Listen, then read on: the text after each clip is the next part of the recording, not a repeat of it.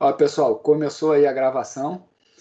Eu queria fazer um teste com vocês que é o seguinte: na semana que vem, eu não sei se vocês olharam aí o plano, é a nossa semana de prova, né?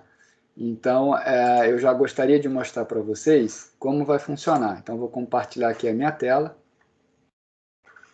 Beleza, agora nesse momento vocês estão vendo a minha tela aí, tá? Eu queria mostrar para vocês que eu queria alguém de cobaia aí, por favor, né? Pode ser até o... Se puder ser o cobaia aí, deixa eu escolher um aqui, o Rodrigo. Se puder ser o cobaia aí, eu te agradeço. Que é o seguinte: Vai, manda. Tu tá fazendo no celular ou no computador a aula? Computador no desktop. Beleza. Tu consegue compartilhar a sua tela? Aliás, deixa eu conceder poderes para tal. Peraí. Soro, se tu quer saber se o teste tá funcionando tal, eu acabei de fazer. Eu achei que era para fazer. Beleza. Tu já fez? Tu já matou a pau? Sim. Tá. Também fiz, Sor. Se a prova for assim, vai estar top. Não, tá tranquila, né? Então, ô, Rodrigo, tu já chegou a fazer, não? Fiz e errei. Tu já fez também? Tá. Fiz e errei. Pessoal, alguém se puder compartilhar a tela aí, abre, quem não mexeu ainda no teste que eu botei, por favor. Abre aí o áudio.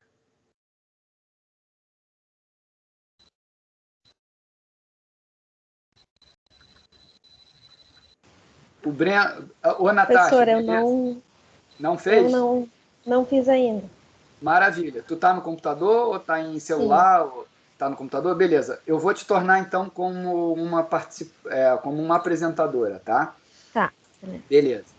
Aí é o seguinte, o que eu vou pedir para você, Natasha? Se você puder compartilhar a sua tela aí, que aí é o seguinte, eu vou te indicar o caminho, passo a passo, para você chegar lá no teste. Tá. E aí vai ficar, como tá tudo gravado, vai ficar para todo mundo saber como vai fazer lá na sexta que vem. Tá bem. Ó, só lembrando aqui, ó, prova 1, 23/10, semana que vem.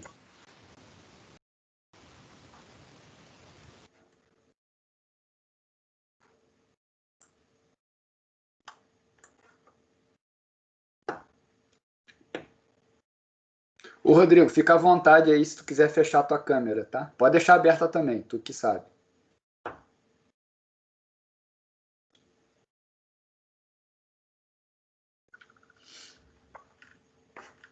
Natasha tá comigo ainda?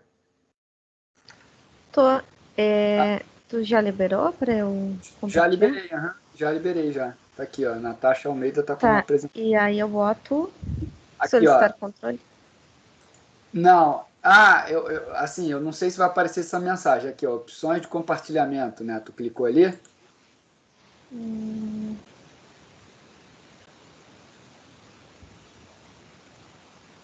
Deve ser do lado do microfone ali. Ó, exatamente, do lado do microfone. Ali, tá, entendi. Aí tu compartilha a tua tela aí, por favor.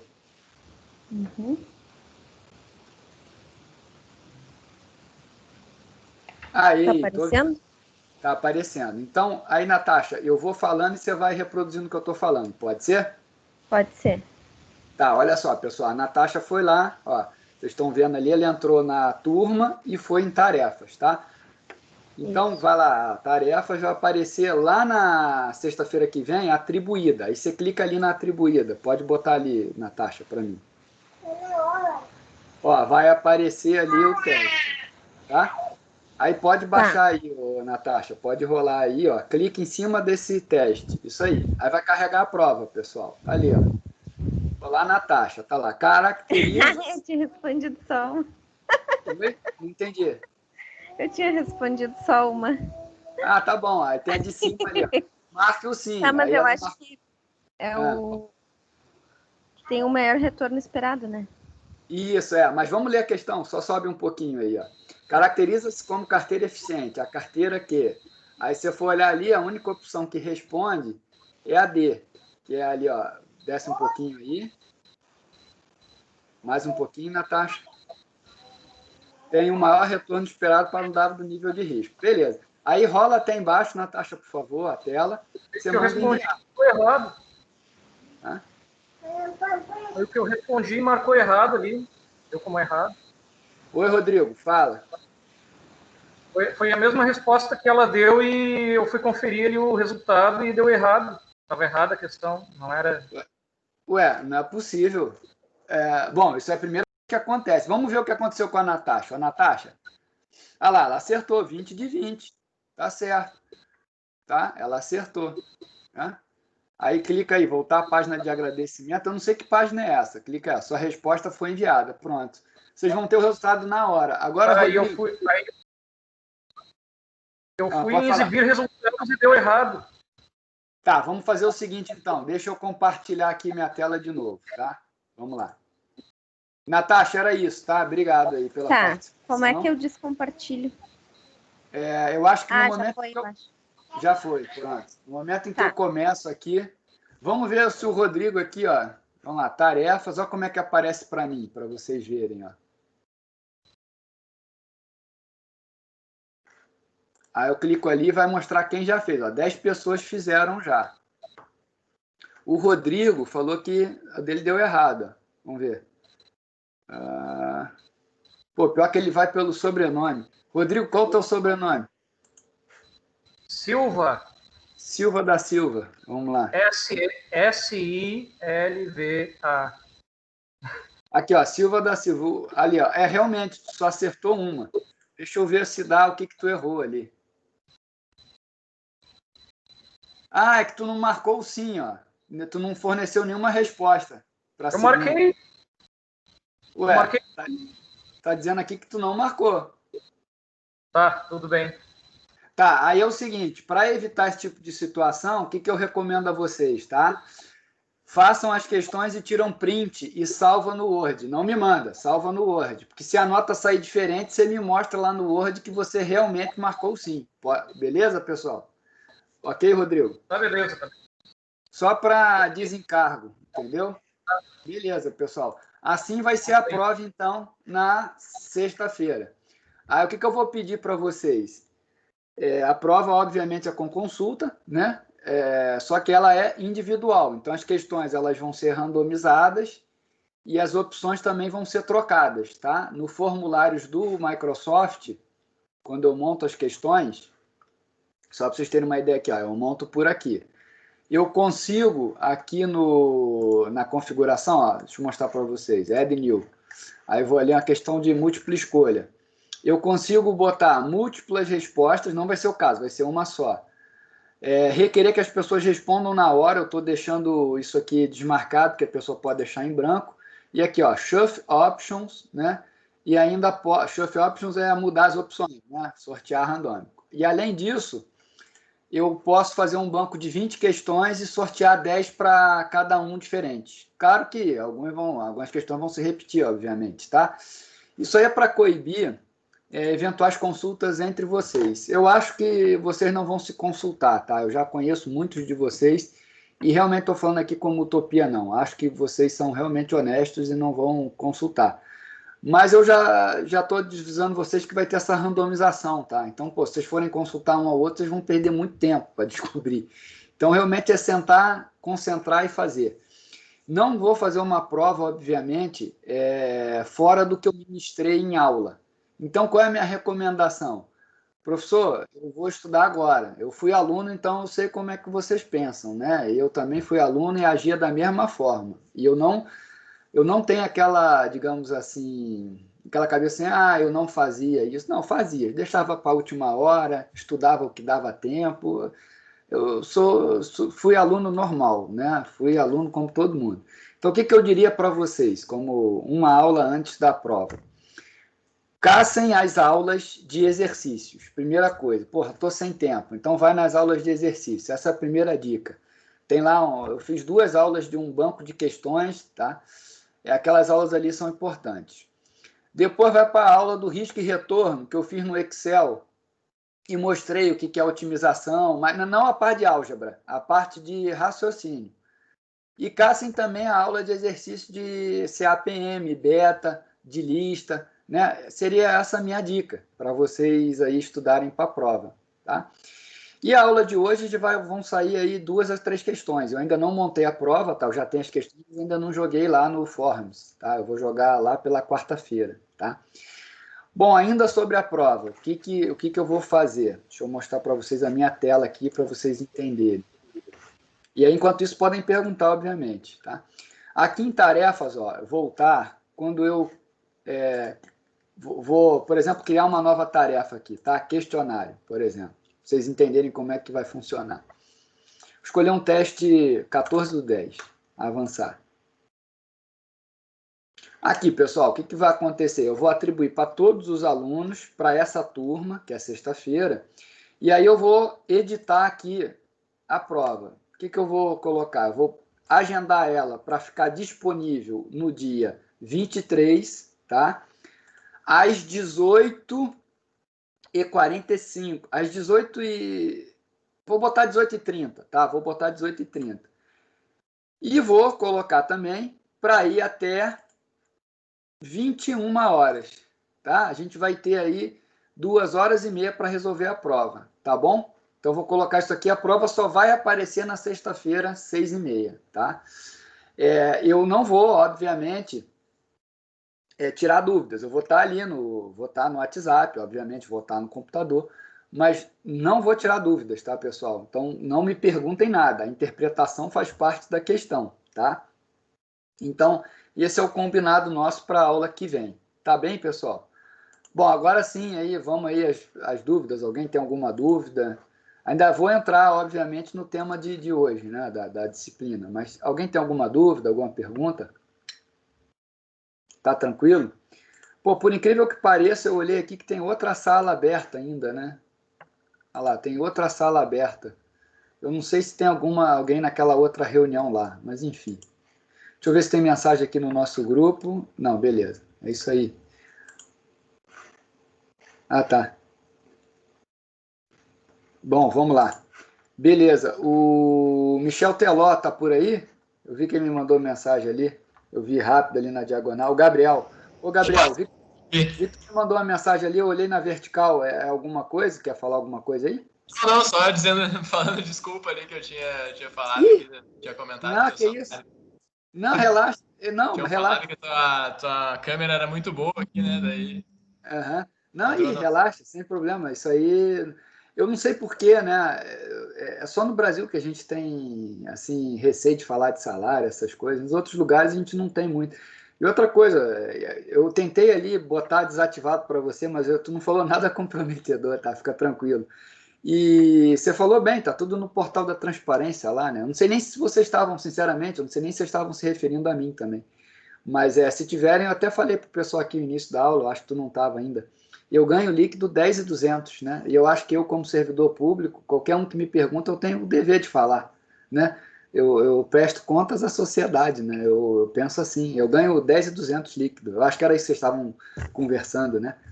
Mas, enfim, e outra coisa, eu ganho, como eu falei, eu ganho 10.200 e estou muito feliz, agradeço muito por ganhar isso, eu acho que é bastante, né? Estou bem feliz de ganhar isso. E feliz também de dar aula, né? Eu gosto de dar aula, gosto de estar com vocês, eu sou realmente muito satisfeito, né? Com o que eu escolhi, com a profissão, enfim. Acho que eu já disse em outras aulas, inclusive. Teve uma época, uns 2 anos atrás, estava com ameaça de greve, tudo, né? Ainda bem que a gente tem essa ferramenta agora, porque eu sou uma pessoa, por exemplo, que não... Eu sou assim, eu não concordo muito com greve, né? Acho assim, tá insatisfeito, pede para sair, né? Mesma coisa assim, o casamento tá ruim, pô, senta para conversar e acerta ponteiro, né? Senão vai embora, né? Eu sou assim também, se o meu empregador, se eu acho que ele está fazendo coisa que eu não gosto, eu vou embora, né? Então, estou muito feliz, né? E acho que eu ganho bastante até comparando com outros países, né? Enfim, é isso. Vamos lá então para a disciplina? Vamos embora. Rodrigo, tu sabe que tá com a câmera aberta, né? Sem problema. Mas por mim não tem problema estar com a câmera aberta. Vamos lá. Pessoal, deixa eu abrir então a parte de hoje.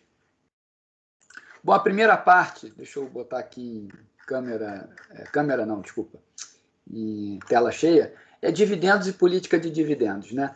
A aula passada, na sexta-feira passada, eu pedi para vocês lerem um material, né, que eu enviei para vocês, né? Que está ali, ó, deixa eu abrir para vocês aqui na plataforma. Você vai ali em arquivos, vai em dividendos. Eu pedi para vocês lerem esse material, tá? Que é a discussão o início da aula de hoje, né? Política de dividendos, ela na prática é importante, né? Vamos tentar responder aí, espero que vocês tenham lido, né, para a gente ter um aproveitamento melhor. Vamos responder, mas daqui a pouco. Primeiro vamos ver o que a teoria nos diz sobre dividendo, né? Então, pessoal, o que é dividendo, né? Dividendo é uma distribuição de resultado, né? E aí qual o detalhe, né, que é bastante interessante do ponto de vista de discussão teórica, né? Uma das fontes de financiamento, né, a gente viu 2 aulas atrás que a empresa tem 2 fontes de financiamento, né? Capital próprio ou capital de terceiros, né? O capital próprio é o que compõe lá o CAPM, né? Uma das premissas e tal, o custo de capital próprio. E o custo de capital de terceiros é o custo de dívida, né? O quanto a empresa paga para tomar emprestado no banco, né? O capital de terceiros. E o custo médio ponderado de capital é a ponderação dessas 2 fontes, capital próprio e capital de terceiros. Mas o ponto importante e aí eu queria que alguém falasse, por favor, né? Para poder a gente discutir com mais profundidade. As únicas fontes de financiamento para uma empresa são, de fato, capital próprio, capital de terceiros? Ou existe alguma outra fonte de financiamento da empresa? Alguém pode me ajudar nesse raciocínio?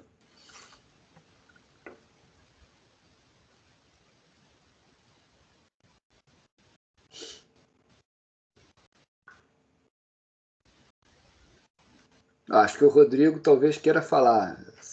Confere, Rodrigo. O lucro é incluído como capital próprio já, né? Então não seria uma Não, esse é o ponto. Aí que está, essa é a discussão do capítulo. O lucro, né, que é gerado, parte dele é distribuído em dividendo, certo? Então o Rodrigo matou, né? Uma fonte de financiamento é o lucro. O ponto é, eu retenho dentro da empresa ou eu distribuo o acionista? Né? Essa é a discussão do capítulo. Ou seja, o lucro é uma fonte de financiamento, né? O lucro é uma fonte de financiamento da empresa, que obviamente pode ser entendido como capital próprio. Acho que essa tua colocação está correta, tá? O lucro é entendido como capital próprio. Só que o lucro, eu tenho uma decisão sobre ele. Eu retenho ou eu distribuo? Se eu retiver, eu tenho mais capital, digamos assim, para não precisar ir ao banco, né? Está ali para mim disponível. Ao mesmo tempo, o acionista, que é quem compra a minha ação, pode ficar chateado. Ele não me distribuiu o dividendo e deixou dentro da empresa. Então, qual que é o melhor? Distribuir dividendo ou reter? Essa é a discussão do capítulo, né? E aí essa leitura que eu mandei para vocês trata desse tema. Se eu vou reter ou se eu vou distribuir. Ou qual é o ótimo? Qual é a composição ótima? Se é metade, se é 30%, enfim. Qual é a distribuição ótima, tá? Rodrigo, eu acho que como você está me escutando, está dando eco. Se tu puder fechar o teu microfone, eu agradeço. Aí, beleza. Era isso mesmo. Valeu, obrigado, Rodrigo. Quando, obviamente, quiser falar isso, abre o microfone. Bom, então, pessoal, política de dividendos é importante ou não, né? Essa é a discussão do capítulo, né? Então, vamos lá. Quais são os mecanismos de que uma empresa pode distribuir resultado, né? Ela pode distribuir via dividendo, via juros sobre capital próprio, que é uma jabuticaba, só tem no Brasil, juros sobre capital próprio, tá? E aí eu já adianto para vocês, o juros sobre capital próprio no Brasil, ele, em geral, é distribuído em nível maior do que o dividendo, porque a empresa tem benefício fiscal por distribuir juros sobre capital próprio, que é deduzido da base de imposto, o juro capital próprio que ela paga, o dividendo não. Então, em geral, a empresa prefere pagar juros sobre capital próprio, tá? E a última forma de distribuição é a recompra de ações. Seria assim, uma distribuição indireta, né? Quando a empresa usa dividendo para recomprar ações. O efeito disso é uma sinalização para o mercado de que a empresa acredita que as ações vão subir, porque senão não teria comprado, né? Então, é uma sinalização positiva. E, em geral, a empresa tem um aumento, né, no valor de mercado em função dessa recompra de ações, né? Então, é uma forma de bonificação também, quando a empresa compra, né, a ação da empresa, da própria empresa, né? Bom, beleza. Então, pessoal, o que são dividendos, né? É o valor distribuído ao acionista como participação nos resultados da companhia. Por lei, no Brasil, a companhia tem que distribuir, no mínimo, 25% do seu lucro líquido ajustado, tá? Isso é só Brasil também, tá? Nos Estados Unidos você não tem essa obrigatoriedade de distribuir um mínimo, tá? Mas aqui no Brasil 25% você tem que distribuir no mínimo, tá? Bom, e outro detalhe também, a gente já viu em outro capítulo, né? As ações preferenciais, elas são diferentes das ordinárias. As ordinárias é a participação em assembleia e as preferenciais, elas têm, obviamente, preferência no recebimento de dividendos. E elas recebem 10% a mais do que as ordinárias, tá? Caso o Estatuto Social da Companhia não estabeleça um mínimo aí para pagar, tá certo? Bom, e aí, como eu falei para vocês, quem recebe dividendo não paga imposto sobre ele, tá? Dividendo é isento de imposto de renda. Qual é a lógica da Receita Federal?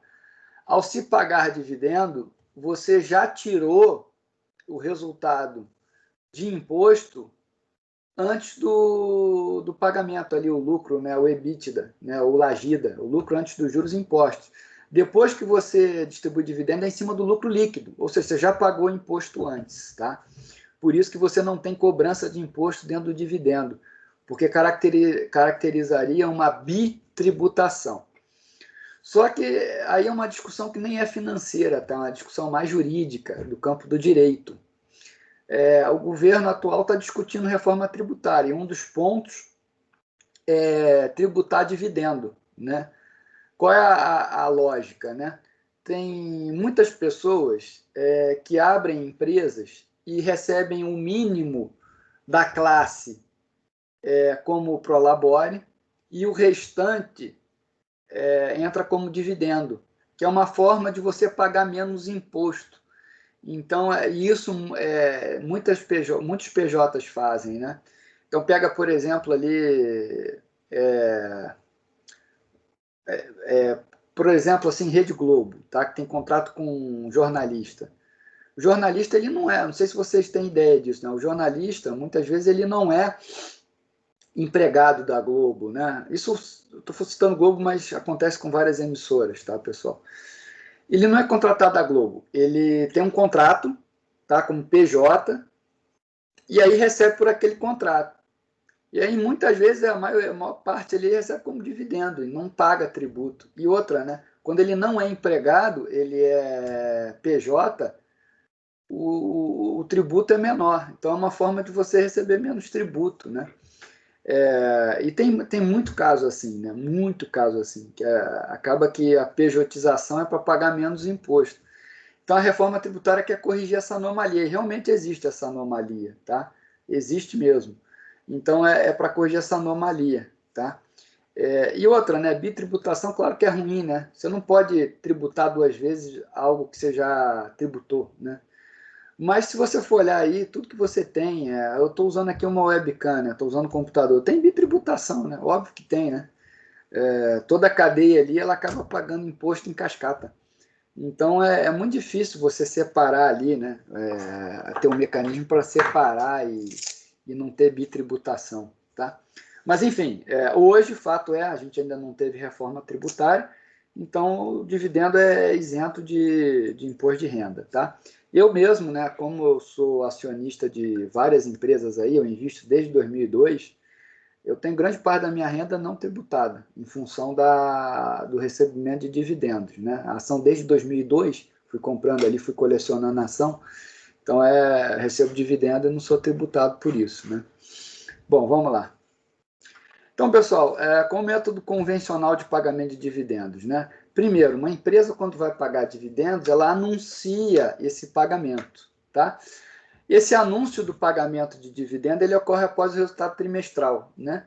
e é dado um nome para isso, que é a data de declaração. É quando o Conselho de Administração anuncia o pagamento de um dividendo. Tá?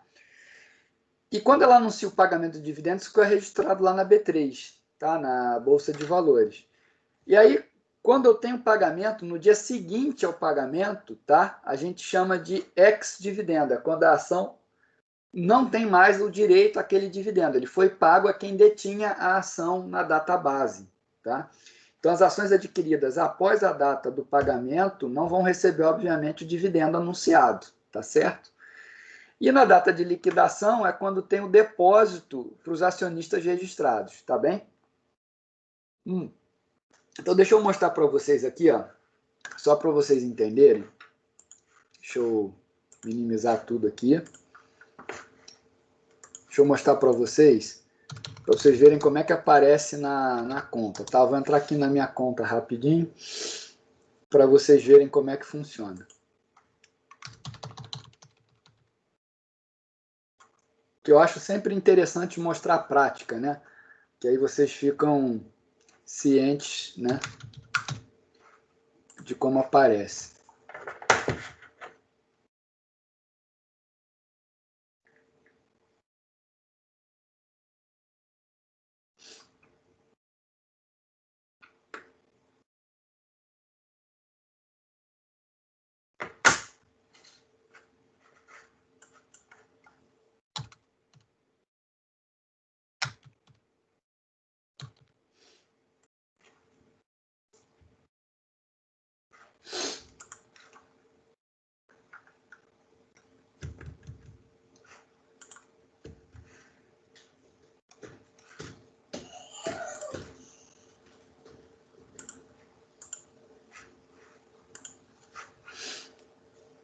Aqui, pessoal, vou mostrar o extrato da conta corrente aqui, ó. Botar 30 dias, tá? Então tem ali, ó, crédito de dividendos, tá vendo? R$17,49. Isso aqui foi uma empresa que pagou, né, o dividendo, tá certo? Pagou ali, ó, R$17,49. Outro dividendo aqui, ó, tá vendo? R$154,88. Então isso aqui é o que está escrito no material como cadê aqui? Como data de liquidação.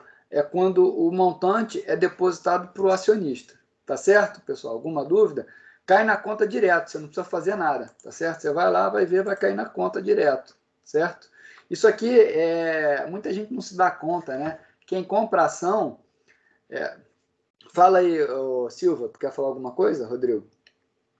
Não, nada. Tá, beleza, então tá. Então, voltando ao que eu estava dizendo, muitos não têm ideia, né? Quando você compra uma ação, você tem direito a dividendo, né? Então, muita gente acha que ganhar dinheiro com a ação é comprar e vender ação, né? Não, é ganhar com dividendo. Dividendo é o mais interessante até do que a valorização da ação em si, tá certo? Beleza, gente? Bom, então tá. Então, o que acontece? A ação... Aqui é uma suposição, tá? Ela é R$10, aí na data zero aqui é pago o dividendo, depois disso vai para 9, seria a data ex-dividendo. O preço cai, tá, pessoal? Cai pelo que foi pago de dividendo, tá? Então aqui um exemplo, ó. A empresa X pretende encerrar suas atividades dentro de 2 anos. Ela não possui dívidas e seus próximos dividendos pagos serão iguais ao fluxo de caixa planejado para o período. 10 mil por ano. Supondo um retorno exigido de 10, qual o preço da ação hoje? Qual o valor da empresa, sabendo que seu capital social é formado por 100 ações? Então, como é que eu faço, pessoal? Se ela vai fechar em 2 anos, eu tenho, então, ó, 10%, em cima de 10 mil vai dar 100. Trago a 10%, somo os dois, 173,55 é o preço da ação agora. O valor da empresa é o preço da ação que multiplica o número de ações, então dá 17 mil reais. Aqui é para mostrar para vocês que qual o preço de uma ação? O preço de uma ação é o fluxo de dividendos esperados trazido para o presente. A gente chama isso de Dividend Discount Model, tá? É um modelo de dividendos descontados, tá? Você botar aqui no Google, tá? Dividend Discount Method, tá? Tá aqui, ó, é o que a gente vai ver daqui a pouco, o método de Gordon, tá? O DDM, tá? DDM, botar aqui Ctrl+, o DDM, tá? Ele é muito famoso. O que ele consiste? Em pegar todos os dividendos e trazer para a data zero, tá legal? Claro que uma empresa, em geral, ela vai crescer uma taxa G, o G vem de growth, tá? Então, é 1 mais G sobre 1 mais R, tá? Porque o numerador também cresce uma PG. E eu vou descontar pela taxa do retorno exigido da empresa, tá? Esse é o valor de uma empresa. Então, de novo, qual é a lógica de eu comprar a ação de uma empresa? Eu compro a ação de uma empresa esperando os dividendos que ela vai pagar. Então, se eu trouxer todos esses dividendos para o presente, eu tenho o valor da empresa. Tá legal? Seria como se eu fosse ganhar na loteria. Olha só que interessante. Quando eu ganho na loteria, vamos botar exemplo mais fácil assim de número para a gente entender. Vamos supor que eu ganhei 1 milhão na loteria. Tá? Se eu botar em poupança, a poupança hoje paga algo como 2%, vamos botar 3% ao ano. Tá? Então, deixa eu fazer uma continha aqui. Ó. 1 milhão, né? 1 milhão vezes 0,03, divide 12. Então, pessoal, se eu ganhar 1 milhão na loteria e deixar aplicado na poupança, eu vou ganhar 2.500 todo mês ali na poupança. Então, se alguém chegasse para mim, a Caixa Econômica lá, ganhei na loteria e falasse para mim, Guilherme, você quer 2.500 eternamente? Não te dou 1 milhão agora, te dou 2.500 até você morrer. Tá valendo? Não, tá valendo. Porque é o seguinte, 2.500 é o valor presente de eu receber tudo de uma vez só, 1 milhão, e não receber mais nada. Então, qual é o preço de uma ação? É todos os dividendos que eu recebo esperar, trazidos para uma data, trazidos para o presente, a uma taxa de desconto, que é o VAC, que a gente viu na outra aula. Tá legal, pessoal? Isso aqui a gente chama de perpetuidade. Vocês viram provavelmente em matemática financeira, né? A parte de perpetuidade. Tá legal, pessoal? E aí, qual é a diferença de CPF para CNPJ? Eu sempre comento isso. Quando eu compro uma ação, eu espero que ela seja perpétua, tá? Ah, tá ali, ó, legal, o Gabriel colocou ali também, ó. Beleza, Gabriel, quando for assim, pode abrir aí também o teu microfone, tá?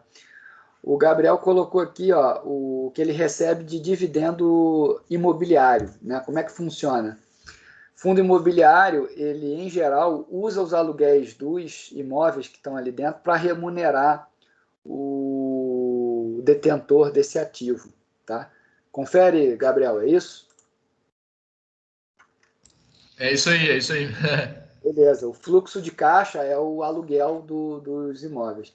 Até aproveitando aí que o Gabriel colocou, né, esse print aí, claro que eu não sou especialista nesse tema, tá? Eu acompanho muito ações e fundo de ações, não acompanho o mercado imobiliário. Mas o que eu tenho visto, o que eu tenho sentido, aí digamos assim, até abrir minha câmera aqui, né? É olfato, tá, pessoal? O que eu sinto no cheiro, não tem muita técnica nisso, claro, tem estudo, mas não a fundo.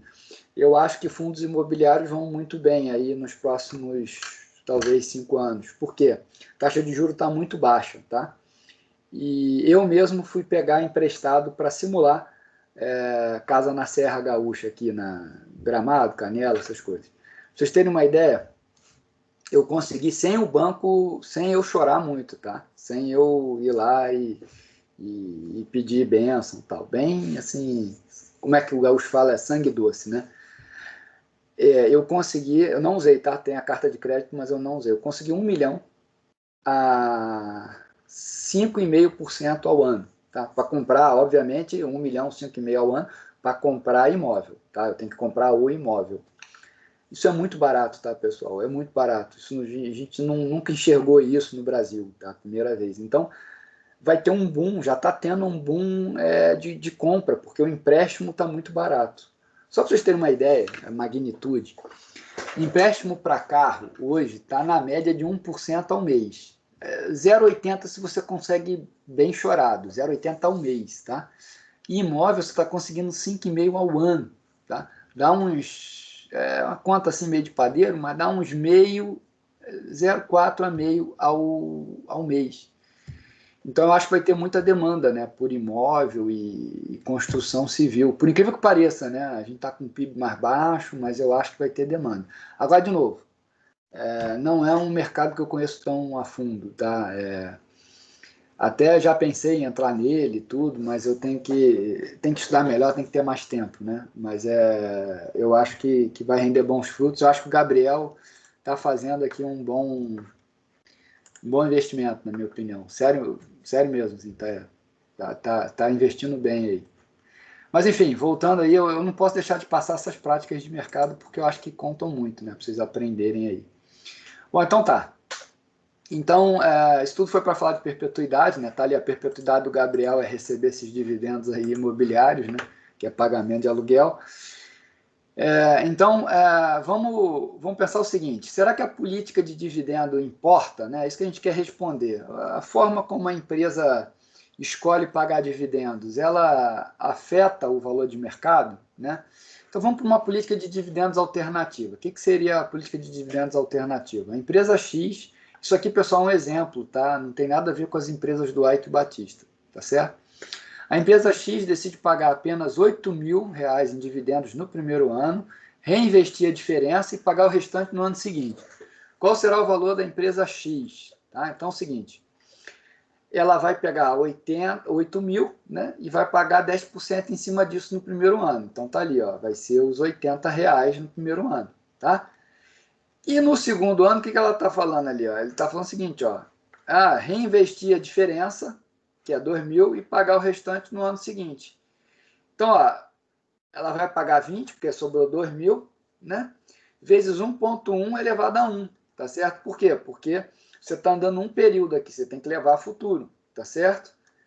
Quando você for fazer essa conta aqui, ó, você vai ver que não vai interferir em absolutamente nada, vai continuar dando 173,55, tá certo? Não muda em nada, tá certo? Como não muda em nada, qual é a conclusão que você chega aqui? Que a política de dividendos alternativa não altera o valor da empresa. Só que qual é o ponto? Teoricamente isso é verdade, matematicamente também. O valor da empresa não se altera de acordo com a política de dividendos que ela adota. Lembra muito Modigliani e Miller, né? Aquela discussão que eu fiz de Modigliani e Miller. A forma como eu reparto a pizza, que é o tamanho da empresa, entre capital próprio e dívida, não importa, né? O tamanho da pizza não vai mudar. Só que aqui, pessoal, tem um seguinte, né? Tem um ponto importante. Teoria é isso, mas na prática, tá? Que aí sim aquele artigo que eu pedi para vocês lerem, né? Que está aqui, ó. Deixa eu ver se está aqui. Trata, né? É disso que ele trata. Que é o seguinte: quando você vai olhar na prática, você tem o que a gente chama de efeito clientela, tá? Se uma empresa tem por padrão, tá, distribuir muito dividendo, ela vai atrair determinado tipo de investidor.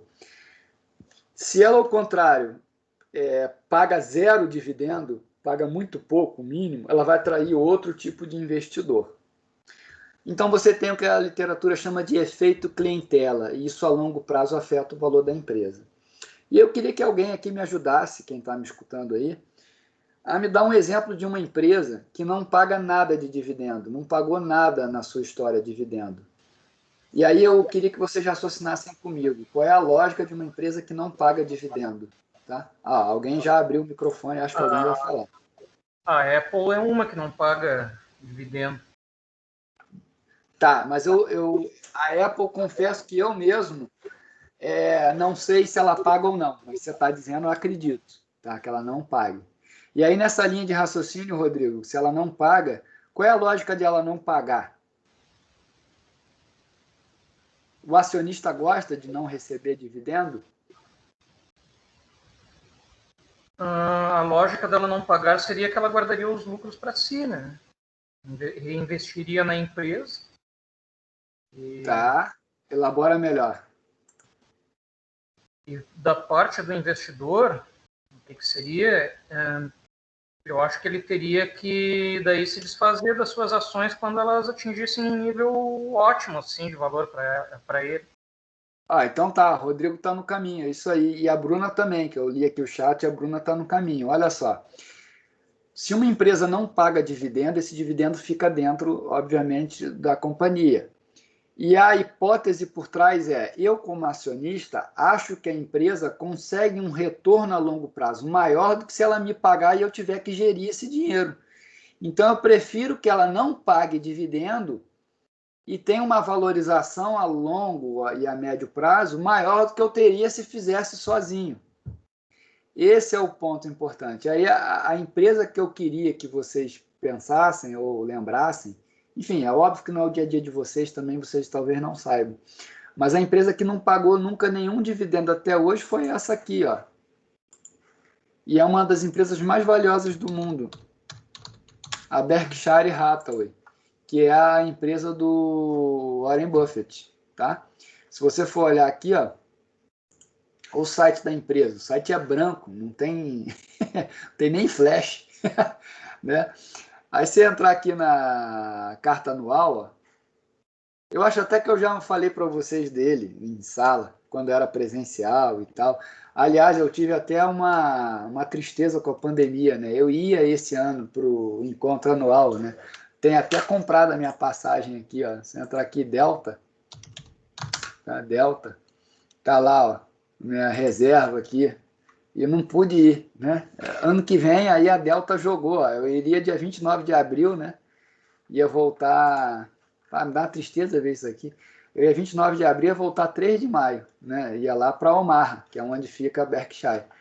Mas aí eu recebi o... Pô, olha só que legal, pessoal, isso aqui, ó. Eu tenho vaidade zero, né? É sério, assim, eu não ligo a mínima para título, né? Mas quando eu fui lá na lista de investidores, eles colocaram, viram lá que eu era PhD, né? Doutor, aí botaram ali um PhD. Aí eu falei, opa, olha aí, ficou bonito na foto, né?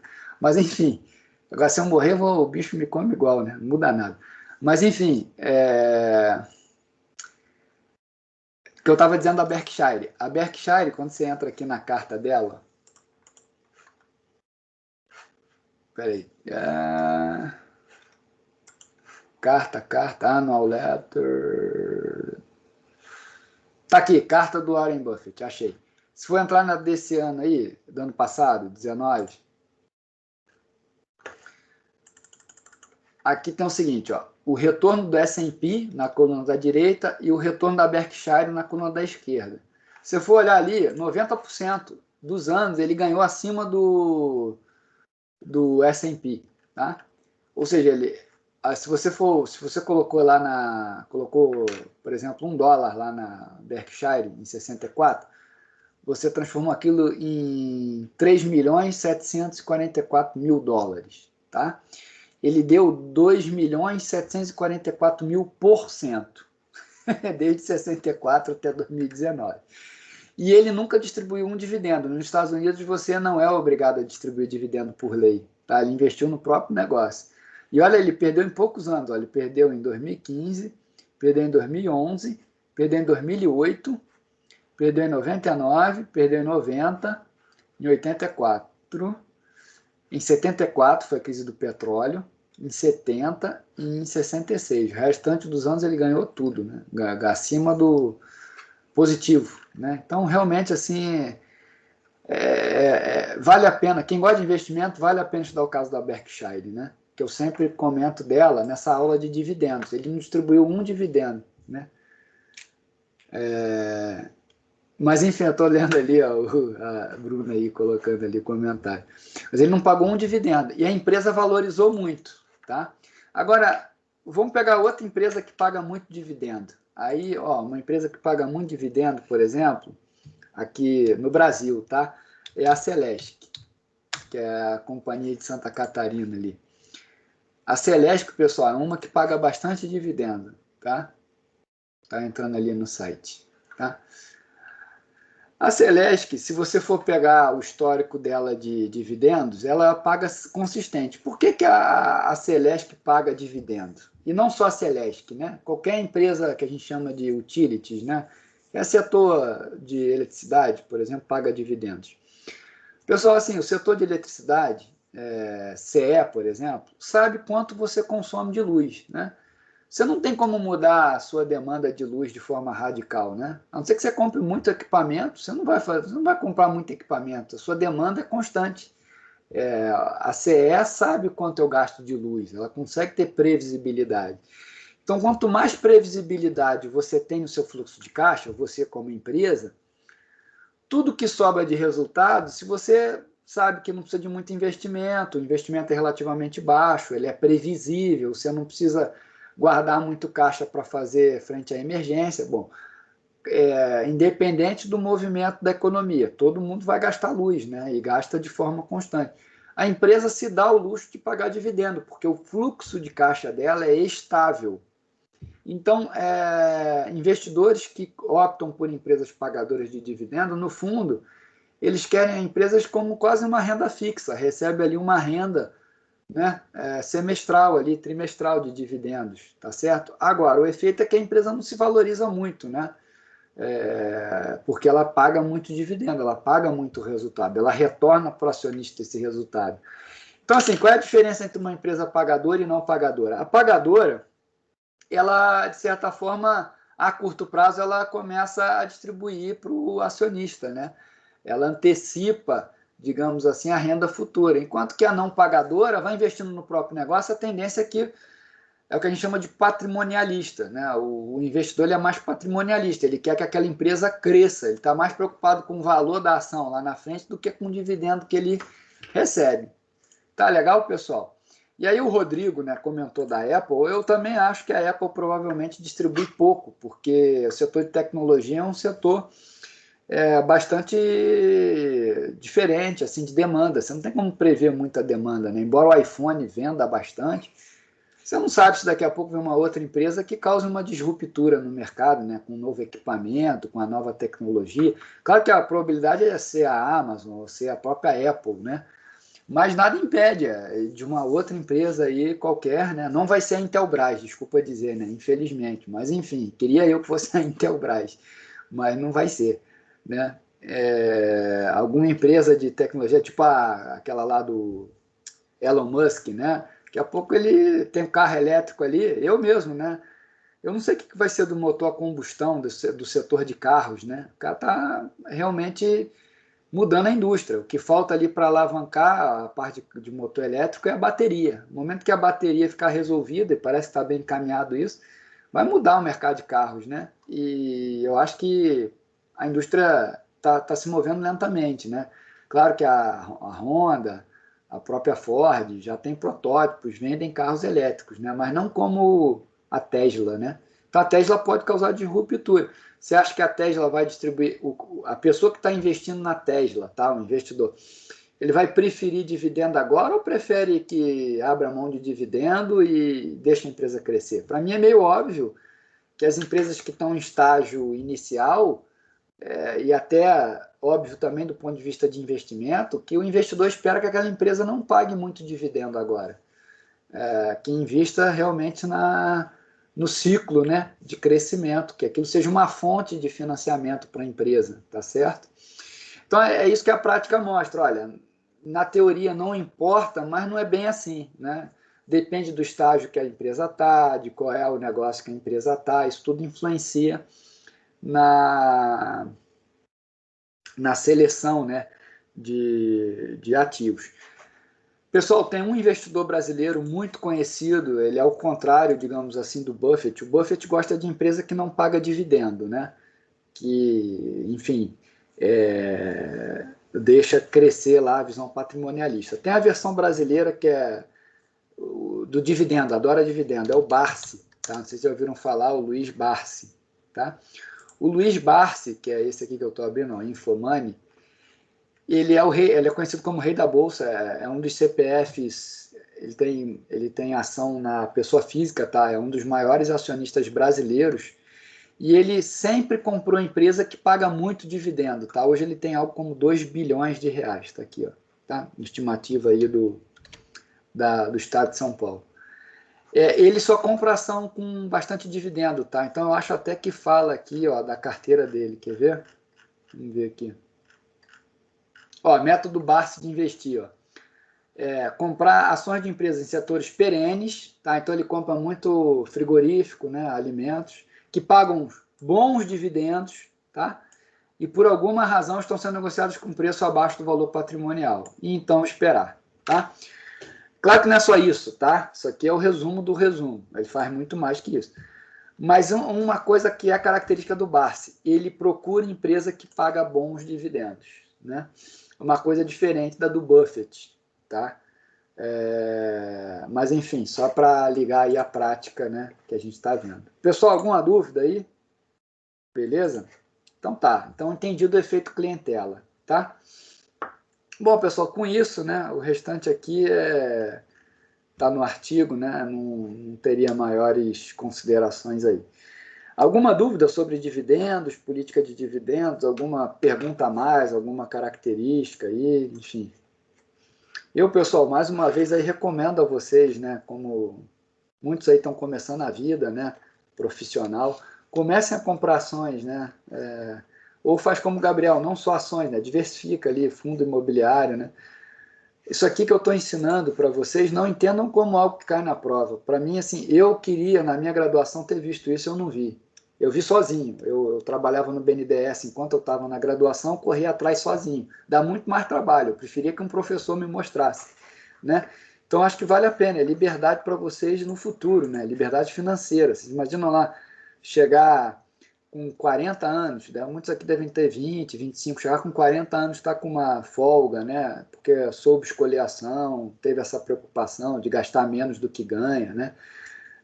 E eu digo para vocês, pessoal, não sou, obviamente, não tenho a receita da felicidade, não sou o dono da verdade e nem fico também pagando de profeta, nem de, digamos assim, de que sabe da vida, né? Eu estou muito novo ainda na minha concepção. Porém, o que eu vejo, tá? O que é o segredo, eu acho que assim, para, pelo menos, investimento? É você, no início da vida profissional, quando você está começando a ganhar salário, não se acostumar com salário, tá? Esse é o primeiro ponto. E o segundo é começar a guardar. Você tem que guardar igual você paga a conta. Se você vai lá, paga a conta de luz, guarda igual você paga a conta de luz. Se você não faz isso de largada, depois, aí eu vou dizer do meu lado aqui, depois eu tenho quase certeza que é muito difícil, porque aí você vem filho, vem uma série de outros gastos que você não tem como se livrar mais, né? Sai de casa, você tem que pagar luz, tem que pagar net, né? Enquanto der para ficar na barba do pai, da mãe ali, ou de algum dependente, pô, melhor, entendeu? Tô falando do ponto de vista financeiro mesmo. Talvez teu pai, tua mãe ou quem te pague não goste de ouvir isso, né?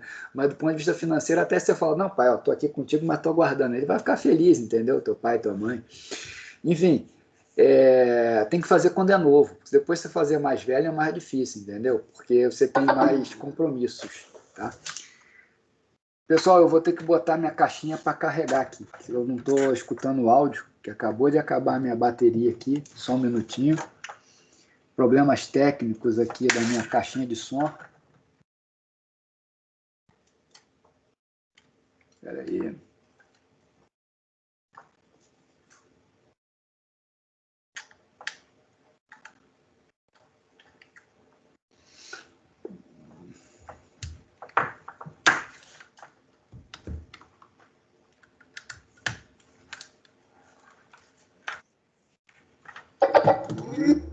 Pessoal, alguém falou alguma coisa aí só para ver se eu estou escutando? Teste, 1, 2, teste. Beleza, escutei o 2, 1, 2, 3, teste. Beleza, obrigado, Rodrigo. Esse negócio da Betina aí, a Betina exagerou, né? Ali foi bom a tua colocação. Não espere, foi bom até o Rodrigo falar isso, não espere ter 1 milhão em 3 anos, entendeu? Não tem que ser esse o seu objetivo. Na minha opinião, você tem que ter o objetivo de liberdade financeira. Assim, 1 milhão para alguém pode ser 100 mil para outro, né? Depende muito da vida que você leva, tá? Então, assim, não vai muito pela ótica ali da Betina, né? A Betina exagerou ali, claramente um viés comercial, né? Apliquei 1.000 durante 3 anos e consegui 1 milhão. Não é assim, tá? É árduo, tá? É difícil, né? O processo, ele não é simples. Eu entendo que gastar dá muito prazer, né? Mas você tem que ter aquele prazer, você tem que ter o mesmo prazer de guardar, entendeu? Você tem que achar alegria na hora de guardar e ver que aquilo ali é para o teu futuro, entendeu? O que eu penso? que no futuro eu não vou ter a capacidade laborativa que eu tenho hoje, o vigor, né, de dar uma aula de 3 horas, falar o tempo todo, durante 5 dias na semana, eu vou ter que diminuir a bola, né? E aí minha receita vai diminuir. Então, como é que eu vivo com a receita menor? Guardando hoje, entendeu? E aí é o seguinte, a Bruna perguntou ali, como é que se compra ação? Né? A primeira coisa, pessoal, que eu acho que, eu quero comprar ação, o que eu tenho que fazer? Você tem que entrar na B3, tá? .com.br, tá? E entender ali como é que funciona o mercado de ações, né? Então, a Bovespa aqui, tem aqui, ó, aprenda com a Bolsa do Brasil, tá? Aqui a B3 Educação, tudo gratuito, tá? Vai ali, ó, vídeo, infográficos, artigos, né, conteúdos selecionados, acesso gratuito, tá? Aprenda a investir, ó, tem aqui, aprenda a investir. Vai nesse aqui, ó, aprenda a investir, tá? É muito melhor do que eu falar, tá certo? E é tudo gratuito, tá? Mas o ponto, assim, para dar o caminho das pedras, tem que escolher uma corretora. Eu tô no Santander, né? Por questões comerciais. A minha conta tá lá, então acaba que a condição comercial para mim é melhor. Estou no Santander, mas nem sempre. Quando eu comecei era Banco do Brasil, quando eu era no BNDES. Ao longo do tempo eu fui acumulando, fui conseguindo ter recursos, aí fui tendo poder de barganha, para não pagar TED, para não pagar DOC, para não pagar corretagem. E aí fui com o tempo migrando, né? Migrei para o Santander. A primeira coisa é você escolher um banco para comprar ação, tá? E aí depois você escolher um banco para comprar ação, é você comprar ação sabendo que vai comprar, dá uma olhada no balanço, vocês fazem administração, então vocês sabem olhar minimamente um balanço, né? Vai lá no site do Fundamentos, né? Dá uma olhadinha na empresa, né? Quanto que ela tem em dívida, né? Quanto que ela tem em balanço, enfim, começa a ter interesse sobre isso, tá? Ali eu vou olhar a Embraer, né? Bom, a Embraer é empresa de avião, será que vale a pena? Bom, esse ano ela despencou, 62%, tá vendo? Eu vou dizer a vocês, ó, não entendo nada de avião, absolutamente nada, há 3 meses atrás. Hoje eu entendo quase tudo de avião. Por quê? Porque a Embraer caiu muito, eu acho que o setor de avião vai ficar ruim por uns 3 anos, só que vai voltar. Eu não vejo um mundo daí a 10 anos sem a aviação. Então eu acho que isso que afetou o setor é uma oportunidade de compra. Aí como é uma oportunidade, eu tenho que entender o que eu estou comprando. Então uma coisa assim importante é você ter, digamos assim, interesse, né, em aprender. Eu fui aprender de avião, fui ver leasing e digo para você, não estou entendendo nada. Estou estudando, mas não estou entendendo nada. Porque é complicado entender o fluxo, é tudo dolarizado, você tem que entender como é que é empréstimo de avião, mas vou chegar lá, vou entender para ver se está barato ou não, na minha ótica. Claro que eu não posso errar, né? Mas, enfim, vale a pena, pessoal, esse trabalho, entendeu? Agora, dá trabalho, né? Não imagina que é fácil. A Betina ali na minha opinião, um desserviço, porque mostra como se fosse algo glamuroso, o que não é glamuroso. E ponto número 2, né, que é fácil. Não é fácil, é difícil, né? Mas, enfim, eu ainda também já comentei com vocês, não tenho tempo, tá? Eu concordo, muitos podem não ter tempo. Procura um gestor, tá certo? Procura um fundo que tenha gestor, que saiba o que esteja fazendo. Ele vai te cobrar por isso, é uma taxa de administração. Mas você não vai no dentista e paga o dentista? Você não vai no médico e paga o médico? Então, se você não vai investir, paga alguém que investe.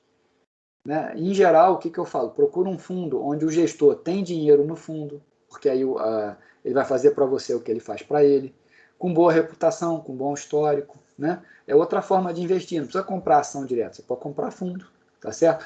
Como o próprio Gabriel ali, ó, o Gabriel comprou fundo de imóveis, tenho certeza que ele estudou, foi lá, viu como é que funciona. Eu mesmo não compro porque eu não estudei, eu sei como funciona, mas eu tenho que ir a fundo, eu não tenho segurança para comprar, tá certo? Mas se o Gabriel chegar para mim e falar, olha, professor, faço isso há 5 anos, estou ganhando tanto, eu pesquiso o setor, sei que esse é sério, aí, pô, capaz de eu investir lá com o Gabriel, entendeu? É assim que tem que fazer, pessoal, assim que você vai aprendendo investimentos. E eu acho, não é, de novo, não sou dono da verdade, nem profeta do futuro. Mas se você faz agora, começa a guardar, pessoal, pode ser R$100, pode ser 50, mas começa a guardar. Você vai ter liberdade lá na frente, entendeu? E outra, a liberdade é de cada um, né? Não é para você depois ficar esfregando, eu acho, tá? É minha filosofia. Não é depois para você ficar falando, né? Não, ó, eu não vou ter prazer nenhum, vamos supor, tá, morri. Pô, não tem prazer nenhum chegar lá no enterro e dizer, pô, morreu rico. Pô, que zebra, né? Morrer rico, né? O cara não usufruiu, né? O que me adianta ser o mais rico do cemitério? Nada, né? Então, eu acho que você tem que guardar, não é para mostrar para os outros, não é para morrer rico também, é para usufruir, né? Para você pensar nisso, pô, daí a 20 anos eu vou ter a mesma capacidade laboral e tal, eu posso baixar a bola, entendeu? E viver do que eu juntei, tá?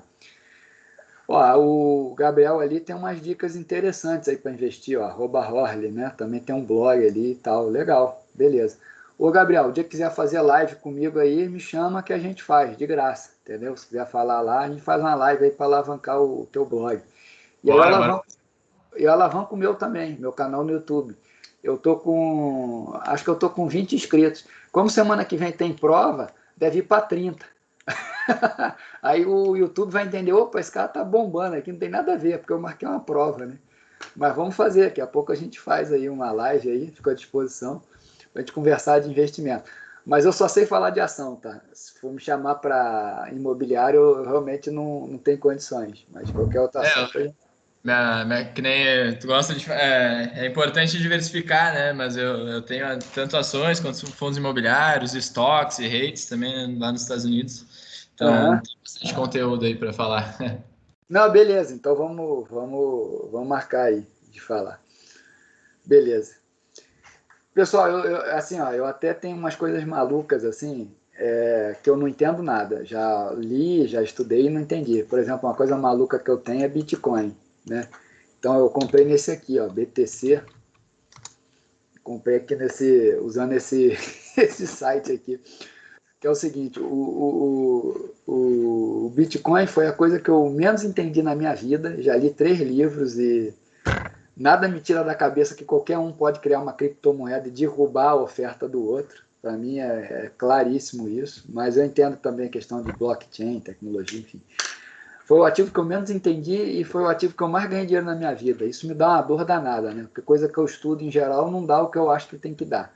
E um troço que eu nunca estudei, que eu não faço a menor ideia, deu grana, né? Que é o BTC. Mas quer dizer, eu não vendi ainda o Bitcoin, né? Pode ser que vá para zero, eu não ganhe nada. Mas enfim, só para considerar aí. Bom, beleza, gente. Então, vamos para o próximo capítulo, que é finanças, já que não tem dúvidas de dividendo.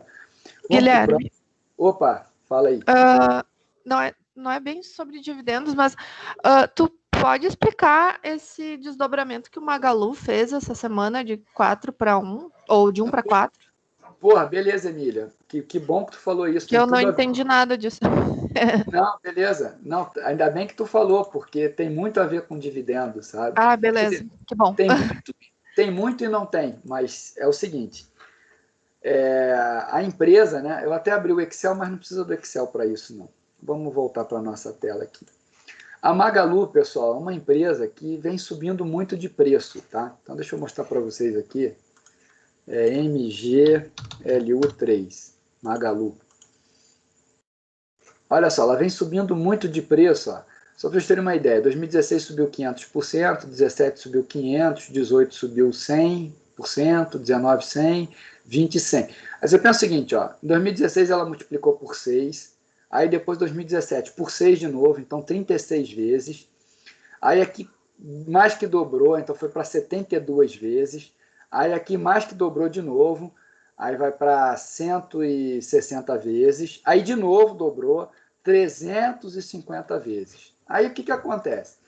A empresa tem uma ação de R$10, 350 vezes foi para R$3.500. É isso mesmo que você escutou, tá? Quem comprou Magalu há 4 anos atrás multiplicou por 350 vezes. Aí o que acontece? A ação ela passa a valer aqui, ó, ela R$25 aqui, ela passa a valer R$3.000. Aí, como na bolsa você negocia lotes de 100, se uma ação vale 3.000, aí você multiplica por 100 vai dar R$300.000. Ela perde liquidez. Então, o que a empresa faz quando começa a subir muito o preço é uma coisa que se chama split, que é dividir o preço da ação. Só que é o seguinte, o efeito de mercado o efeito no valor de mercado é nulo, porque você está só dividindo a base por mais ação. Você está dobrando o número de ações. Então, o cara tinha uma, ele passa a ter duas. Vamos supor, tá? Para facilitar. O cara tem uma ação, R$100. A empresa anuncia, ó, agora a minha ação vai valer 50. Então, quem tem um vai ter dois. Então, a base da ação dobra. E aí o preço cai pela metade. É um efeito contábil que não tem influência em tese, tá? Não é para mexer no valor de mercado. Só que o que acontece em geral? A empresa, quando ela divide o preço da ação, é por um bom motivo, é porque ela subiu muito de preço, e aí para gerar liquidez ela divide. E ela, por incrível que pareça, né, não era para acontecer isso, porque se ela subiu muito, em tese ela já está ficando muito cara.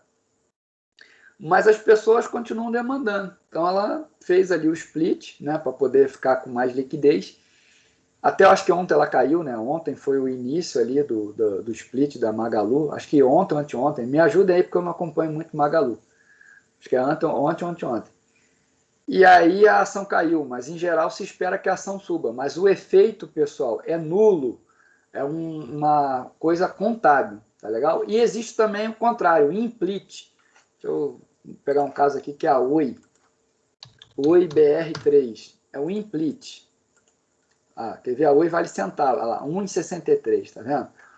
Pessoal, o implit é quando a ação cai abaixo de R$1. Quando a ação cai abaixo de R$1, pela regra da bolsa, você tem que agrupar, se chama agrupamento. Então você pega 10 ações, vira uma, tá?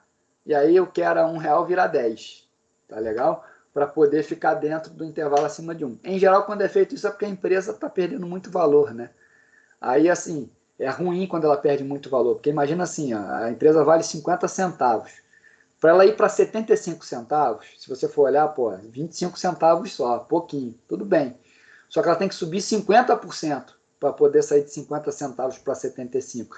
Então ela começa a ficar sem liquidez porque a base está tão pequenininha que para ela crescer o percentual tem que ser muito alto, entende? Então é feito o agrupamento. Mas na política de dividendos nada se altera, mas acaba gerando um efeito de mercado, tá? Quando a empresa agrupa, uma sinalização ruim, pô, a empresa precisou agrupar, tal, é uma sinalização ruim. Quando ela divide, é uma sinalização boa, pô, a empresa dividiu, sinal de que está tendo demanda, está tendo liquidez, enfim. Essa é a lógica. Deu para entender, Emília?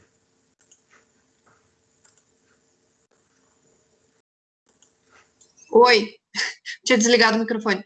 Não tem problema. Sim, entendi. Era só essa dúvida mesmo. Obrigada. Não, nada. Beleza, pessoal, então vamos para o último tópico da prova, que é a parte de planejamento e administração financeira de curto prazo, tá? Que, de certa forma, a gente já tratou disso hoje, especificamente com dividendo. A gente acabou de ver que o lucro retido é uma forma de aumentar o financiamento da empresa, né? Então, como é que a gente vai ver hoje aqui, qual é o tema desse capítulo, né? É ver medidas de liquidez de uma empresa e ciclos do ativo circulante, tá? Bom, então, primeira coisa, qual é o balanço patrimonial de uma empresa, né? Eu tenho o ativo circulante e o ativo não circulante, que aqui até está com a nomenclatura antiga, né? Realizável a longo prazo e o ativo permanente. Hoje é o circulante e o não circulante. E do outro lado a gente tem o passivo circulante, que é dívida de até 1 ano, passivo não circulante, dívida acima de 1 ano, e o patrimônio líquido. Tá legal? Bom, qual é a importância do ativo circulante, pessoal, para uma empresa? Tá? Representa o quê? É exatamente a atividade, né, da empresa, tá certo? Compra e venda de estoque, crédito com cliente e disponibilidade. Tá? Obviamente que uma administração eficiente do ativo circulante é benéfica para a empresa. Tá? Permite a liquidez de curto prazo para a empresa e evita a tomada de empréstimos desnecessários. Tá? Então, pessoal, primeira coisa, o balanço patrimonial é montado do ativo mais líquido para o menos líquido. Então, quando você olha o ativo circulante, a rúbrica de maior liquidez é o caixa. Tá? Bom, e aí você vai, né? Depois vem contas a receber, é o segundo mais líquido, e depois estoques. Tá? Então, qual é o impacto no caixa? Você sabe que o ativo não circulante mais o ativo circulante é o passivo circulante mais passivo não circulante mais PL. Isso aqui é a relação básica do balanço patrimonial, né? Ativo menos passivo, se passar para todo lado aqui, ó, ativo total menos passivo total, patrimônio líquido, tá? Então, olha só, vamos ficar só com circulante e passar tudo para o outro lado, tá? O que é o ativo circulante? A gente sabe que o ativo circulante ele é composto pelo caixa, pelas contas a receber e pelos estoques. Então, isola caixa aqui, ó.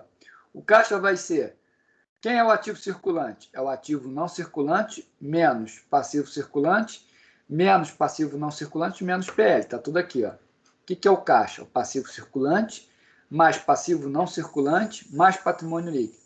Menos o ativo não circulante, menos contas a receber, menos estoques. Bom, é uma relação matemática, né? Olha só, até eu tenho vergonha de fazer isso aqui com vocês, porque é tão, digamos assim, simples, né? Trivial, que é só ler a equação, né? Então, é só questão de somar e subtrair. Quando eu obtenho empréstimo a curto prazo, né? Eu aumento o passivo circulante, que é a dívida de curto prazo. Obviamente, eu aumento o caixa. Então, uma forma de financiar a caixa é aumentar empréstimo de curto prazo, óbvio, tá? Outra forma também é obter empréstimo a longo prazo, também vai aumentar o caixa, tá? Emitir novas ações é aumentar o patrimônio líquido, né? Está tendo aí várias emissões de ações na Bolsa, né? Então, quando eu emito novas ações, eu aumento o patrimônio líquido. Agora, outro ponto aqui, ó. O que afeta o caixa? Vamos pegar a Petrobras. Petrobras, desde que explodiu a Lava Jato, ela tem tomado como premissa vender ativo não circulante, né? Vender refinaria que não dá resultado, né? Ou seja, diminuir o ativo não circulante. Ó. Quando eu diminuo o ativo não circulante, ou seja, vender imobilizado, né? Aliás, vender ativo permanente, eu aumento o caixa. É o que a Petrobras vem fazendo. Aqui, ó, outra coisa, quando eu reformulo política de crédito para cliente, tá certo? Ou seja, quando eu dou menos crédito para cliente, tá certo? Eu sou mais restritivo. Pô, aumenta o caixa. E quando eu vendo, cair estoque aqui, menos estoque. Se eu estou diminuindo por um número menor, eu estou vendendo estoque. Vender estoque, aumentar a caixa. Então, quais são as fontes de financiamento de caixa? Dívida de curto prazo, dívida de longo prazo, emissão de ação, vender, me tornar operacionalmente menor, vender ativo permanente, restringir mais minha política de crédito, tá certo? Para cliente e vender mais, tá certo? Isso são as fontes de financiamento de caixa. Tá legal, pessoal? Tranquilo? Pô, aí é o seguinte, né? Se eu já tinha vergonha de falar isso para vocês aqui nesse slide, no outro, então, nem se fala. Como é que eu faço para diminuir o caixa? Pega isso tudo que eu falei e inverte os termos, tá certo? Liquida a dívida de curto prazo, liquida a dívida de longo prazo, recompra ações, tá certo? Constrói refinaria, aumenta o teu permanente, dá mais crédito para pessoas, tá certo? E fica com estoque empossado. Você vai diminuir o teu caixa. Tá legal? Bom, então, pessoal, dito isso, existe uma métrica bastante importante, que é o capital de giro líquido, ou a outra forma também, o outro nome, é o capital circulante líquido. A definição é ativo circulante menos passivo circulante. Quando o ativo circulante é maior do que o passivo circulante, significa o quê? Que eu tenho mais direitos de curto prazo do que obrigações de curto prazo. Então, eu estou folgado, tá certo? Então, isso significa o quê? Que recursos de longo prazo e o patrimônio líquido estão financiando o ativo circulante. Por isso, pessoal, que vocês estão acompanhando aí um monte de empresa a abrir capital em bolsa. É uma forma de gerar liquidez e de pegar financiamento barato, tá certo? E ao contrário, quando isso aqui é negativo, né, é o passivo circulante que está financiando o ativo circulante e também uma parte dos investimentos em ativo permanente. É perigoso quando a empresa está aqui nessa situação de falta de liquidez de caixa, tá certo? Então tem aqui, ó, a ilustração do capital de giro líquido, quando é positivo, ó, o ativo circulante, ele é maior do que o passivo circulante, ó, o tamanho dessa caixa é maior que o tamanho dessa outra caixa, e aqui é uma situação não desejável. é quando o ativo circulante ele é menor do que o passivo circulante. Tá? Essa situação aqui é pior para a empresa. Bom, pessoal, então a gente já falou disso aqui, né? Do quando é negativo e quando é positivo. E o que aumenta o CGL? Bom, a gente acabou de ver, né? Aumenta o CGL é o que aumenta a caixa, tá certo? Então, quando eu pego novo empréstimo e financiamento de longo prazo, quando eu gero mais lucro e quando eu vendo ativo permanente, isso tudo aumenta o capital de giro líquido. É isso que fez com que a Petrobras, pessoal, 3 anos atrás, começasse a recuperar o valor de mercado. E eu me lembro bem disso. Eu acho que alguns até eram meus alunos aqui, talvez, tá? Porque muitos de vocês foram alunos meus em outras disciplinas. Há 2 anos, 3 anos atrás, eu falei, olha, pessoal, a Petrobras está com preço de Big Mac, tá? Está com preço aqui de R$10. E eu acho que vale a pena. Eu me lembro de ter dito isso, tá? E não sei quem entrou. Hoje está 19, entendeu? Quem foi na minha onda aí se deu bem, tá? Eu também errei, tá? Eu me lembro quando eu errei, mas eu mais acertei, eu dei mais dica boa do que dica ruim, isso eu tenho certeza. Né? Agora é bom que está gravando, eu vou ter que ter um curador meu depois, uma pessoa para procurar, porque eu estou dando as dicas, agora está gravado. Aí toda vez que eu quiser, ó, tá vendo, pessoal? 1 ano atrás eu disse lá e tal. Aí eu vai poder ver, né? Tá lá no YouTube. Aí eu acho que eu vou viralizar daí uns 3 anos, né? O profeta, professor Derra e tal, né? Disse para os alunos, aí eu acho que vou conseguir ter maior visibilidade, né? Mas naquela época, pessoal, que eu falei para os alunos, quem foi meu aluno, eu comprei Petrobras. O que a Petrobras estava fazendo? Estava super endividada, estava vendendo ativo para poder diminuir a dívida. Ela estava aumentando o capital de giro líquido. Ela estava exatamente nesse ponto do slide aqui, tá certo? E era um momento, para mim era um momento importante ali de comprar. Vocês acham que, uma vez detectada a corrupção, não ia ser, de certa forma, corrigido? Né? É uma tristeza para a gente, né? Passa 4 anos, aí encontra um senador com dinheiro na cueca, né? Mas, enfim, eu não sou ingênuo de achar que a corrupção acabou, né? Que não vai ter isso. Mas diminuiu muito, tá? Se for olhar na Petrobras,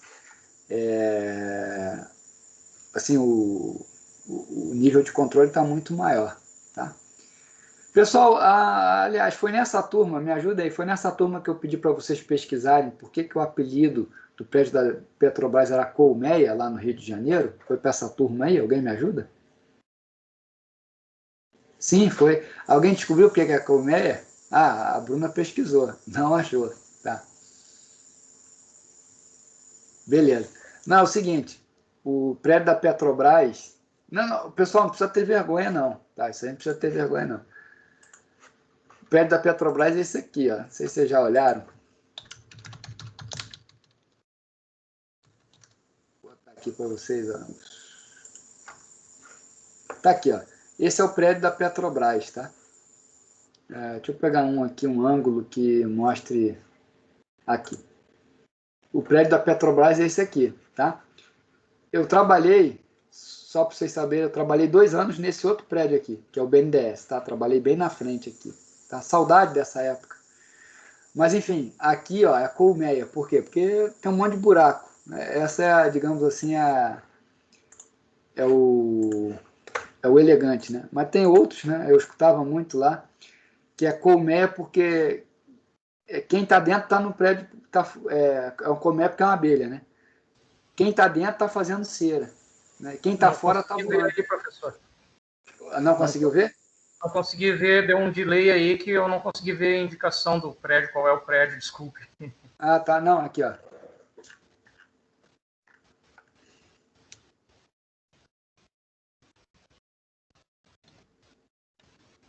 Esse aqui, ó, cheio de furo, tá vendo? Ah, sim.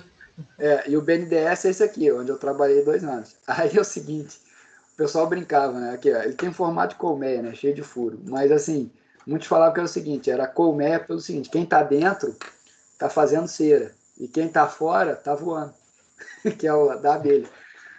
O pessoal se brincava ali, né? É claro que eles ficavam chateados, né? Isso não é verdade, né? É óbvio que não é verdade. Mas muitos no Rio falam, o prédio colmeia, e isso pegou no Rio, né? Pegou no Rio, né? E aí quando veio essa questão do escândalo, piorou. Né? Que aí o pessoal falou, pô, a colmeia é com corrupção ainda, né? Mas enfim, só para vocês saberem aí, daí que vem o apelido de colmeia, tá? Quem tá dentro faiceiro, quem está fora está voando. Mas, enfim, é a coisa que o Rodrigo falou ali, cariocas são criativos, né?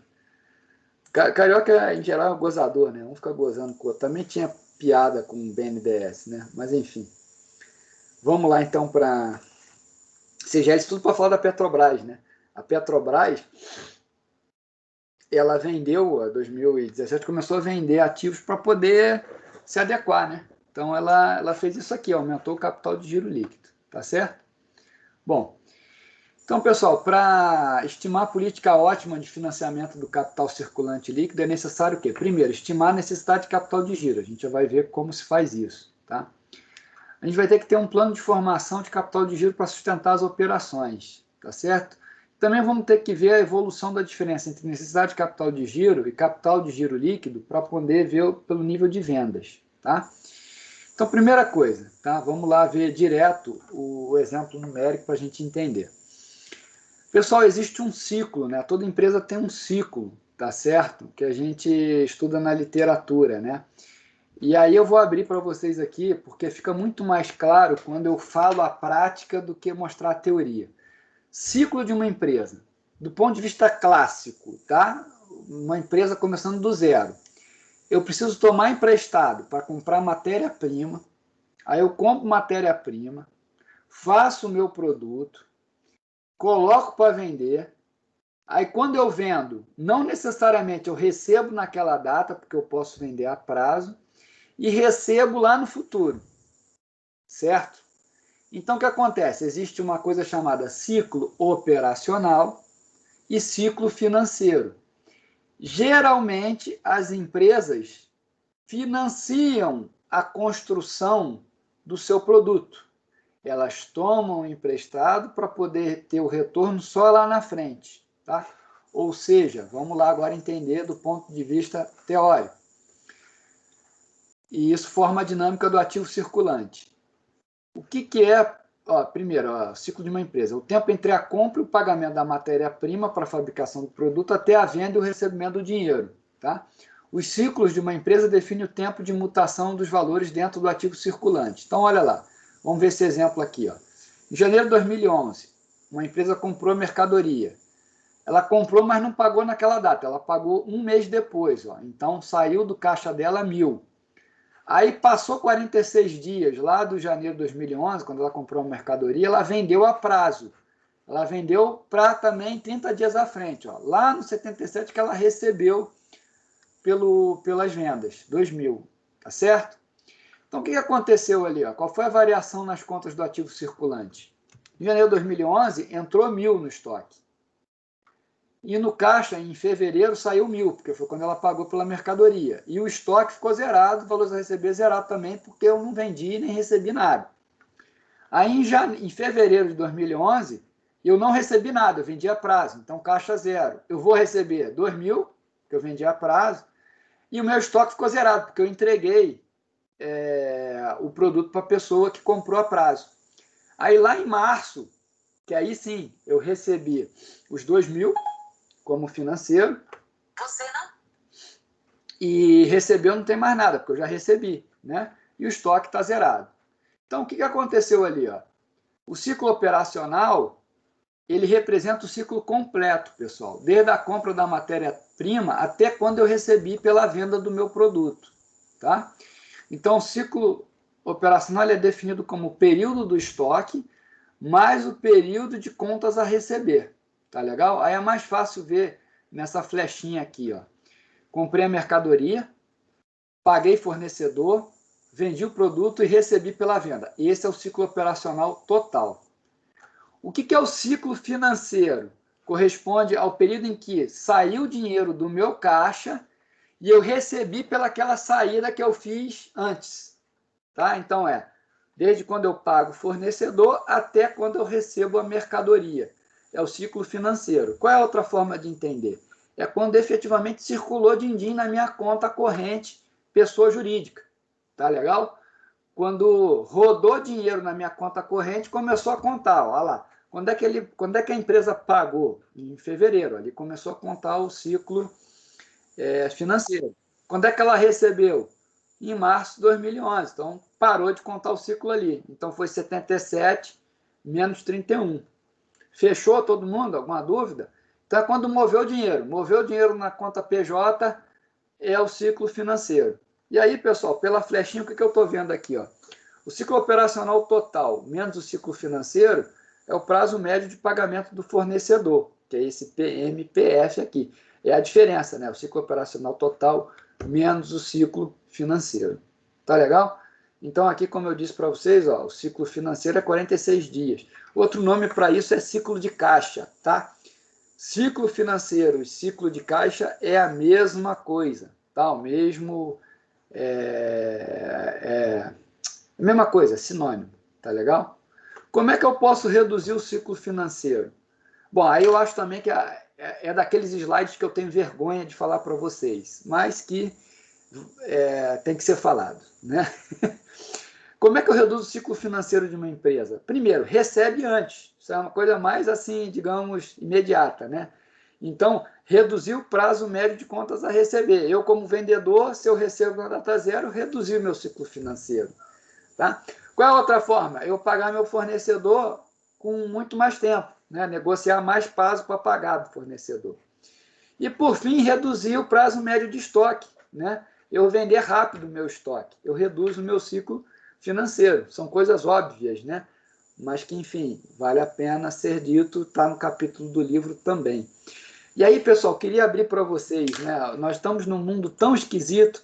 Esse ano a gente teve Tesouro Direto negativo mês passado para título pós-fixado, petróleo negativo em março, foi quando eu também comprei Petrobras, quando o petróleo ficou negativo.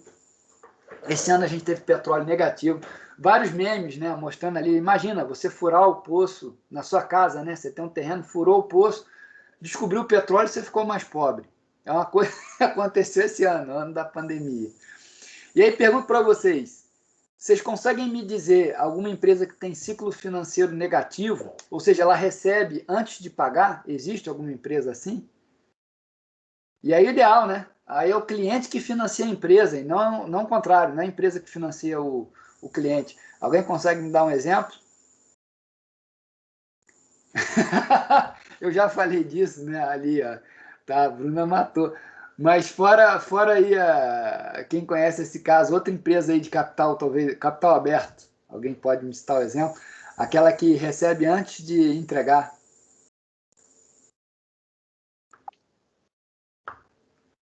Seguradoras, exato. Eu pago o prêmio, né, antes de ter o sinistro. De certa forma, pode ser entendido como ciclo negativo, concordo.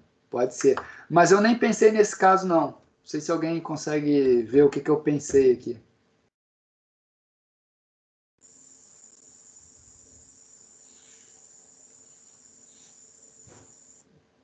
Vou dar uma venda de safra da soja, sim, eu pago antes.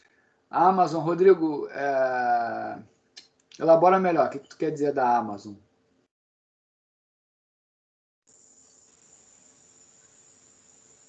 Assim, ela não recebe antes de ter de entregar o produto? Mas ela já tem, em geral, ela tem já no estoque dela, entendeu? Tá. Tá, mas estamos no teu caminho aí, Rodrigo. Me diz uma indústria que tu paga e tu leva um tempo para receber. Tá, vou dar um exemplo, tá, pessoal? Vou dar um exemplo para matar a charada. Existe uma indústria no Brasil, opa, a Bruna matou, mas eu nem ia falar de automóveis, eu ia falar, na verdade, de... porra, faltou o nome. Duas rodas. Moto, porra. Desculpa, pessoal, falha, moto. A Honda, em Manaus, está superaquecida. O que aconteceu na pandemia? Uma alta demanda por moto. Então a pessoa paga e leva um tempo para receber a moto, porque não tem moto para entregar. Em função do motoboy, esse Rappi, Uber Eats, Corner Shop, explodiu, entendeu? E explodiu a demanda por moto. E moto é relativamente barato. É claro que barato no sentido que eu digo investimento, o cara está pensando em abrir negócio próprio, fala, pô, vou comprar uma moto e vou entregar. Não é algo assim muito caro porque tem financiamento para isso, né? É uma demanda gigantesca por moto, não tem como entregar moto. Então a empresa está recebendo antes de entregar. Tá legal, pessoal? Então é um ciclo negativo, tá? Eu tô por fora, mas eu acho que uma moto aí, 100 cilindradas, me ajuda aí, 100, 120 cilindradas, eu acho que 10, 15 mil consegue, né? Alguém me ajuda aí?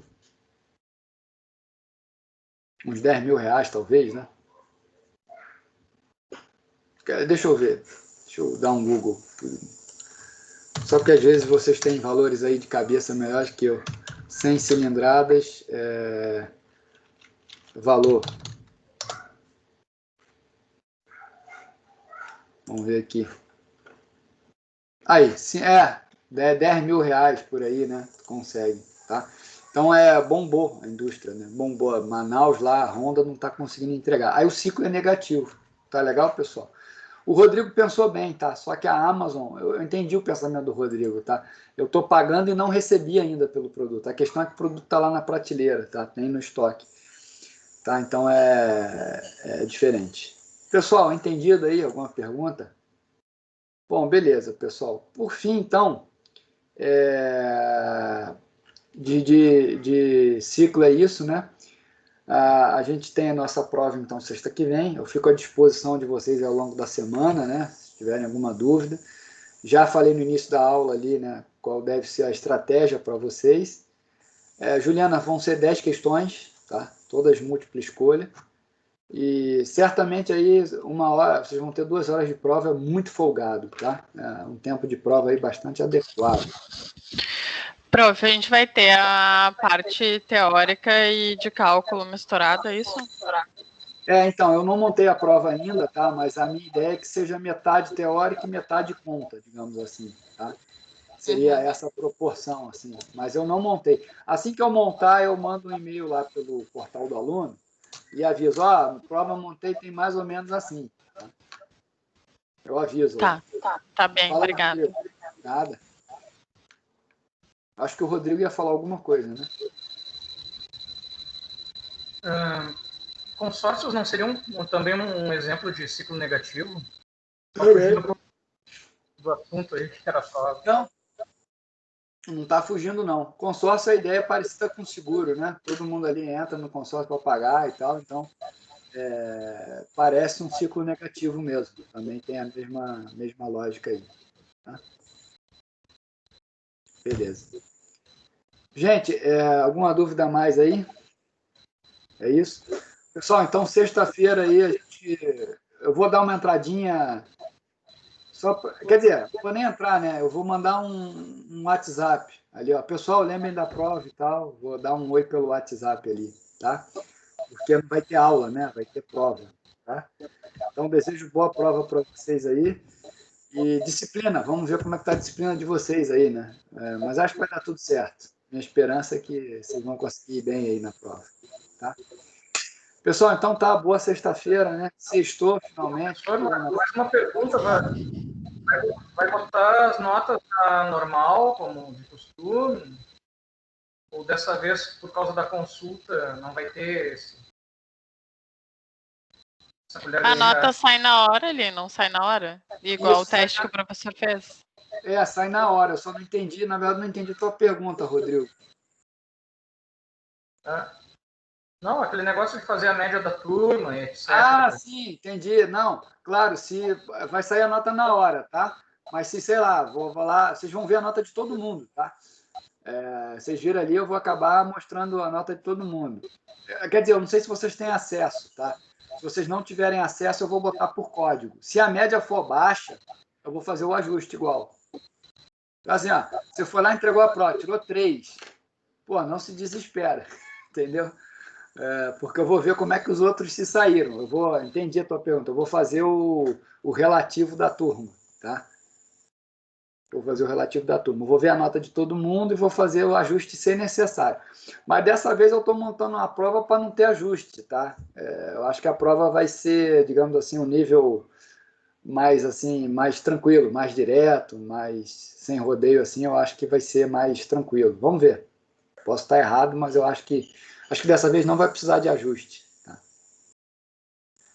Deixa eu ver ali. Ó. A Juliana, são 10 questões. Tá? Surgirem dúvidas ao longo da semana. Aí, Juliana, foi boa a tua pergunta. Se surgir dúvida durante a semana, eu quero que vocês mandem pelo Teams, aqui, ó, especificamente nesse caminho aqui. Porque aí, a dúvida de um é a de outro, eu não fico repetindo e-mail também, entendeu? Você vem aqui em atividade, você vai aqui em geral, postagens, bota aqui, ó, vou botar aqui, ó. Coloquem dúvidas aqui, tá? É o melhor caminho. Tá legal, pessoal? Porque aí eu centralizo tudo, tá? Beleza. Pessoal, mais alguma dúvida aí? Algum ponto? Não se preocupem, tá, com a prova. Se der confusão ali de nota, pô, tirei 2, tirei 3, aí outro tirou 1, tirei 0. Aí eu vou ajustar, tá? Então não fiquem preocupados com isso. Mas estudem, tá, pessoal? Não deixa de estudar, tá? Não vai de sangue doce, porque lá na hora eu vou resolver, vou ver como é que faz. Não vai assim. Se for para a prova assim, vai dar ruim, né? Então, cuidado, tá? Eu quero lá no dia da prova, né? Todo mundo acabando a prova ali pelo WhatsApp, mandando aqui, tá on, né? É o que eu quero, o que eu espero. Todo mundo, tá on. Pô, tá on, tá beleza, entendeu? Fechou, gente? Então tá. Como não tem silêncio aí, então não tem mais dúvida. Vamos em frente, então, até sexta que vem. Beleza, gente. Abraço, bom fim de. Tchau. Obrigado, boa noite. Bom Boa fim noite. de... Boa noite, bom final de semana.